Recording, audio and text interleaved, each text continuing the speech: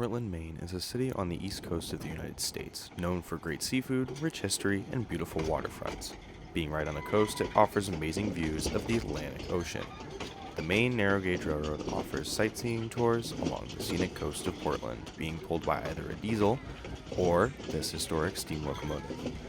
Today we will be looking at Bridgeton and Saco number 7, a 2-foot steamer hauling tourists on Maine's coast.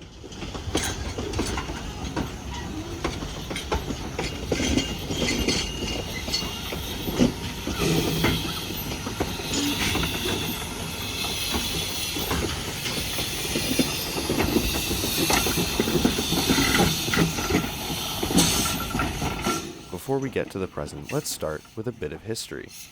Narrow gauge railroads aren't a rarity in America, but Maine had some truly unique ones in its heyday, used to traverse the rocky hills and thick forests of Maine's rural communities. Around 200 miles of 2-foot narrow gauge track were laid by 5 different railroads starting in 1871. These railroads served their communities with great ease and provided greater access to the rest of Maine for passengers and freight shippers alike. Once automobile travel became more widely available and convenient, people living in these rural Maine communities opted for that instead of the railroad, putting all 5 railroads out of business.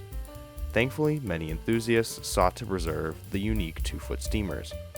One man in particular, Ellis D. Atwood, bought up a large amount of locomotives, rolling stock, and equipment in the mid-1940s to run his railroad in Carver, Massachusetts. He used these trains to build a new 2-foot gauge railroad on his property, a cranberry bog, and used these trains to transport supplies and fresh-picked cranberries for almost 50 years. They continue to run occasionally on the Edaville Railroad and come up to Maine to run on home territory, just as number 7. Number 7 was owned by the Bridgeton and Saco River Railroad and ran on their 21 miles of track from Bridgeton to Harrison, Maine until 1941 when the locomotive was bought by the Edaville Railroad. In 2018, it was operational once again, and we see it in action in June of 2024.